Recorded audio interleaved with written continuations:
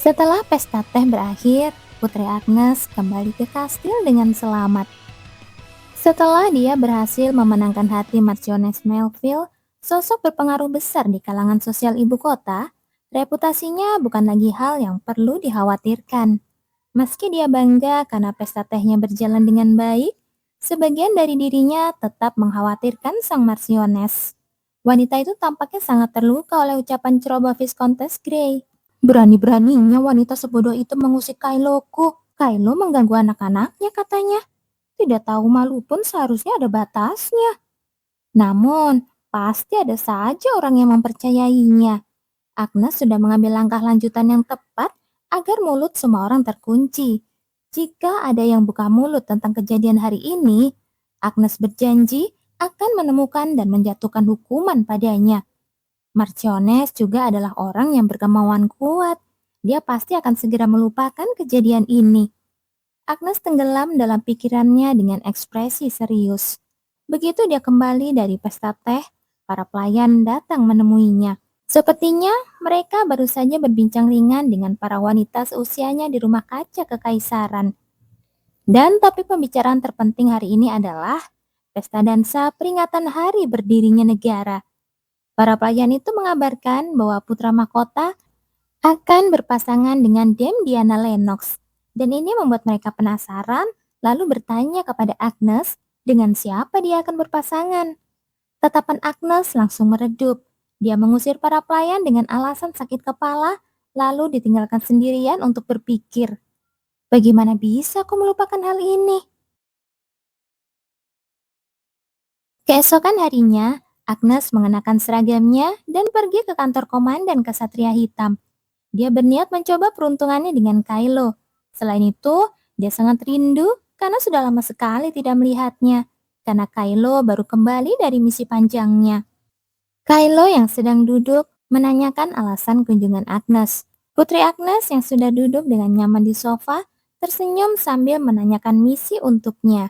Karena dia sudah melihat jadwal dan namanya tidak tercantum dalam misi manapun.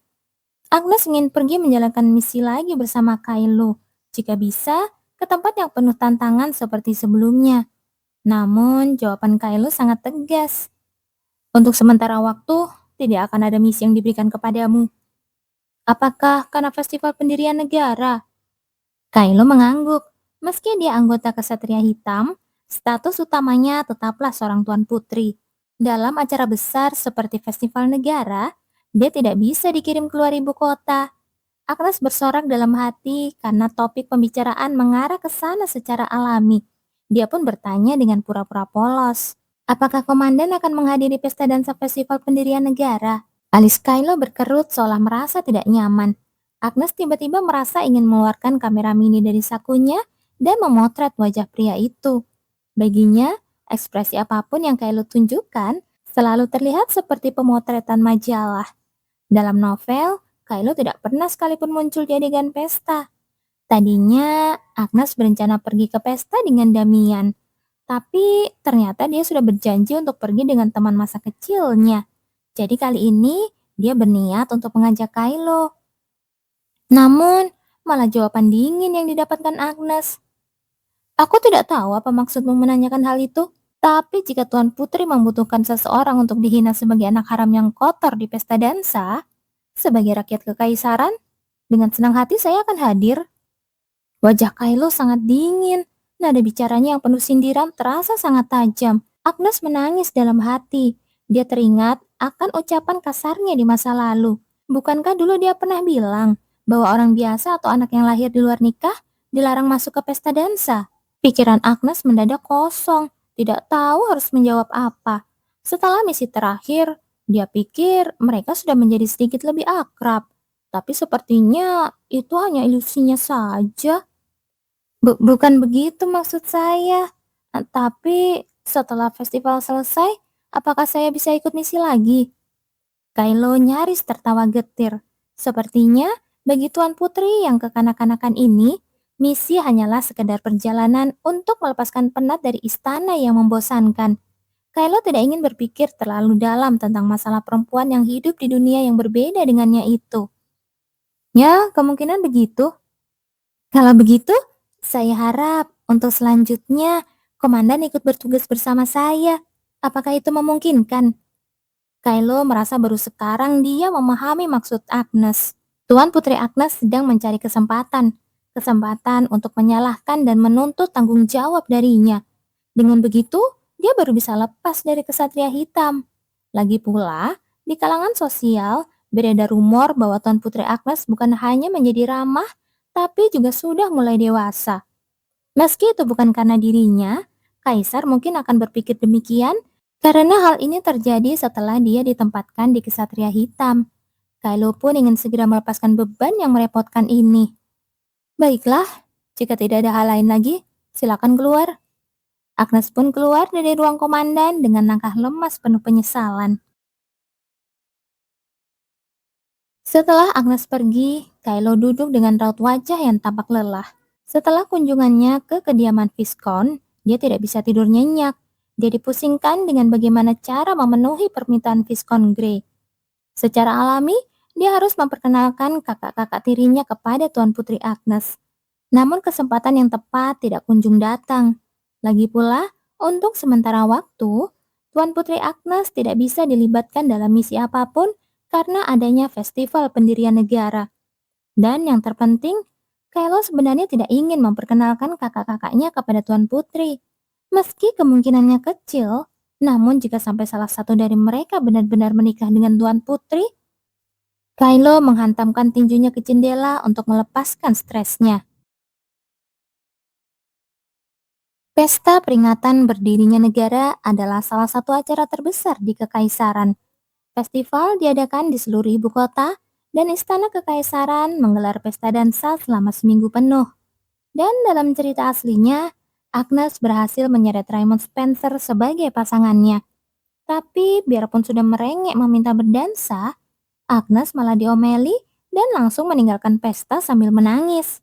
Setelah itu, alur konflik antara sang saintis Liliana dan Hazel Devon mulai terbentuk. Siapa yang harus kupilih sebagai pasangan? Agnes sangat amat tidak sudi berpasangan dengan Raymond seperti di cerita aslinya. Sejujurnya, bagi Agnes, siapapun pasangannya, tidak ada artinya jika itu bukan Kylo. Namun, jika dia hadir sendirian tanpa pasangan, reputasi yang baru saja dia bangun mungkin akan sedikit tercoreng. Sedangkan para pria yang lumayan, pasti juga sudah punya pasangan. Bagaimana ini? Sirius bukanlah tipe orang yang selalu membawa pasangan ke pesta. Dia juga satu-satunya orang di lingkungan sosialnya yang tidak merasa aneh jika datang ke pesta dansa sendirian. Karena dia seperti kekasih semua orang di kalangan wanita bangsawan muda. Jadi, terkadang dia sengaja pergi sendirian. Dan jika ada wanita yang meminta untuk menjadi pasangannya, dia selalu mengabulkannya. Ketika diberitahu bahwa dia tidak memiliki pasangan, Marcionus Melville berbicara dengan penuh semangat. Kalau begitu, pergilah ke istana kekaisaran besok dan mintalah putri untuk menjadi pasanganmu. Siapa? Putri Agnes? Kenapa tiba-tiba? Wajah serius langsung berubah muram. Faktanya, dia merasa tidak nyaman bertemu Agnes. Ibu, kenapa tiba-tiba Putri Agnes? Menanggapi pertanyaan serius, Marciones perlahan mulai menjelaskan tentang insiden pesta donasi terburuk yang terjadi beberapa waktu lalu. Pada hari itu, Marciones sangat terhibur dan tersentuh oleh Agnes. Namun, kesan-kesannya tidak berhenti sampai di situ. Bahkan setelah Marciones menenangkan diri, dia tidak merasa lebih baik. Hal ini karena desas-desus tentang apa yang terjadi hari itu pasti akan menyebar di kalangan sosial. Jadi, dia tidak mau menemui para wanita bangsawan dengan menggunakan alasan bahwa beberapa hari ini dia sedang sakit. Setelah berhasil menenangkan pikirannya, dia mengundang beberapa wanita terdekatnya ke rumahnya. Melihat wajah Marciones yang kurus kering, para wanita bangsawan satu persatu menyampaikan kata-kata penghiburan. Sang Marciones pun tersenyum dan berusaha terlihat tenang. Dia ingin tahu seberapa jauh desas-desus tentang dirinya telah menyebar. Dia bertanya apakah ada distorsi dalam desas-desus tersebut. Baru kemudian, dia akan mempertimbangkan situasi yang akan datang. Namun dia mendapat jawaban yang tidak terduga. Marsiones tidak perlu khawatir, karena tidak ada rumor yang tersebar tentang apa yang terjadi hari itu. Sang Marsiones mengedipkan matanya, tidak yakin dengan maksud ucapannya. Apakah hal itu mungkin? Di antara para bangsawan yang hadir di hari itu, ada cukup banyak yang suka membicarakan orang lain. Para wanita bangsawan itu pun perlahan menjelaskan bahwa pada hari itu Putri Agnes memberikan peringatan tegas kepada para wanita bangsawan yang hadir sebelum dia kembali. Mendengar kata-kata itu, Marsiones kembali meneteskan air mata karena terharu. Seandainya dia bukan Putri Agnes, dia pasti akan menjadi bahan olok-olok di kalangan sosial. Dia tidak bisa tidur hanya karena memikirkan para wanita yang hubungannya buruk dengannya akan menertawakannya. Kemudian topik pembicaraan pun beralih ke Putri Agnes. Ngomong-ngomong, benarkah hubungan antara Raymond Spencer dan sang putri telah benar-benar hancur? Iya benar. Lalu siapa yang akan dipilih yang mulai kaisar sebagai menantunya? Sepertinya kemungkinan besar Duk Salton kan? Kapan Duk Salton mengatakan dia akan kembali ke ibu kota? Mungkin tidak akan lama lagi. Ku dengar dia tidak bisa datang ke festival kali ini. Para wanita itu mulai menghitung dengan cepat dalam pikiran mereka. Karena Raymond Spencer menghilang, kemungkinan besar yang akan menjadi pasangan Putri Agnes adalah Duk Salton. Namun karena Duk Salton tidak akan menghadiri pesta, dan Putri Agnes juga sangat keras kepala, bagaimana jika ada orang lain yang menarik perhatian sang putri sebelum pernikahannya dengan Duk Salton dikonfirmasi? Mungkin pesta dansa tanpa kehadiran Duk Salton ini bisa jadi kesempatan terakhir mereka. Para wanita bangsawan yang hadir semuanya adalah orang tua dari putra-putra yang sudah cukup umur untuk menikah. Mereka segera membubarkan pertemuan dan kembali ke rumah masing-masing. Marsiones Melville juga mulai sibuk. Saking antusiasnya, dia bahkan sudah menyiapkan pakaian pesta untuk putranya sebelum dia datang. Putri Agnes adalah menantu perempuan idaman setiap ibu yang memiliki putra yang sudah cukup umur untuk menikah. Dia juga sudah memiliki ikatan yang dalam dengan sang putri. Membayangkan Putri Agnes direbut oleh wanita bangsawan lain, itu saja sudah membuat bulu kuduknya merinding. Maka, sang Marsiones menjelaskan kepada putranya secara rinci apa yang telah dilakukannya hari itu. Serius berpikir ibunya benar-benar baik-baik saja karena ibunya selalu tampak begitu teguh. Dia adalah seorang ibu yang tidak pernah sekalipun menunjukkan kelemahannya di hadapan siapapun. Dia tidak tahu betapa menenangkannya itu, betapa ibu menangis sepanjang malam sambil memegang mawar kuning itu. Mata Marsiones memerah seolah-olah dia terharu. Jadi, bukankah sebaiknya kamu membayar kembali kebaikan sang putri? Tapi, apakah itu akan benar-benar berhasil? Sirius mengeruk pipinya dengan ragu-ragu. Dia memiliki kepercayaan diri yang tinggi dari siapapun. Tapi, situasinya sedikit berbeda di hadapan Putri Agnes. Saat ini, Putri tidak memiliki pasangan untuk pergi ke pesta dansa. Coba bayangkan, jika Putri memasuki pesta dansa sendirian, seberapa besar harga dirinya akan terluka. Sang Marsiones menemukan titik lemah putranya. Sirius adalah pria yang tidak pernah bisa mentolerir seorang wanita berada dalam situasi sulit. Ayo cepatlah, ajak dia menjadi pasanganmu. Kau tidak berencana membuat masalah pada gadis tercantik di kerajaan ini kan? Seperti yang Sirius duga, Marsiones ingin Putri Agnes bergabung dengan keluarganya. Meskipun putranya adalah seorang playboy, dia adalah putra yang paling tahu lebih baik dari siapapun bahwa ibunya menderita akibat perselingkuhan suaminya sepanjang hidupnya. Lagi pula, siapa yang berani berselingkuh dengan sang putri? Kaisar pasti tidak akan pernah diam. Setelah dipikir-pikir, Putri Agnes adalah orang yang paling tepat untuk putranya. Adakah orang lain selain sang putri yang mampu mengendalikan putranya yang belum dewasa itu? Sang Marsiones akhirnya kembali ke kamarnya dengan penuh kegembiraan. Keesokan paginya, Agnes mengernyit saat mendengar ada seseorang yang datang berkunjung pagi-pagi sekali. Apakah Anda berkenan memberi saya kehormatan untuk mendampingi putri ke pesta dansa kali ini? Agnes tampak terkejut. Meski tergila-gila pada wanita, Sirius adalah orang yang tahu batasan. Jadi dia tidak pernah berusaha untuk mendekati Agnes. Tapi kenapa tiba-tiba dia jadi begini?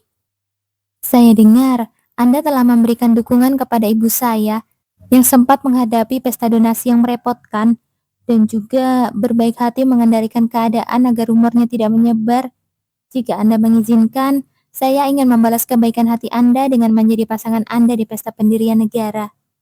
Agnes tersenyum tipis. Ah, jadi dia dipaksa Marsiones untuk menawarkan diri sebagai pasanganku ya? Padahal, aku melakukan itu bukan demi Marsiones, tapi demi Kylo. Tapi Agnes merasa ini juga bukan ide yang buruk. Dia memang sedang kesulitan menentukan siapa yang akan menjadi pasangannya. Baiklah, Agnes memberikan izin tanpa ragu. Benarkah? Oh, saya merasa terhormat. Rencananya, Anda akan memakai gaun warna apa di hari itu? Gaun ya? Saya akan memakai gaun berwarna keunguan yang sama dengan warna mata saya. Menanggapi hal itu, Sirius menatap Agnes dengan seksama. Dulu dia menganggap warna mata ini unik, tetapi hari ini terasa begitu dalam. Seolah-olah dia tertarik padanya. Setiap kali Agnes mengedipkan matanya yang indah, matanya berkilau secara misterius. Sejujurnya, karena dipaksa oleh ibunya, suasana hatinya tidak begitu baik. Putri Agnes memang cantik, tapi penampilannya yang mencolok tidak sesuai dengan tipe idealnya. Apalagi, tidak mungkin Tuan Putri bisa melupakan Raymond Spencer. Jadi, serius berpikir, dia pasti akan mendapatkan penolakan. Namun, hari ini Putri Agnes terkesan berbeda dari biasanya. Hari ini, Agnes mengenakan gaun sifon biru muda yang lembut. Rambutnya dibiarkan tergerai dengan hiasan yang sangat sederhana, dan dia hampir tidak memakai riasan sama sekali. Dan hari ini, pemikiran serius berubah. Mungkin saja ini bukanlah hal yang buruk. Perlahan, Putri Agnes mulai memasuki pikiran serius.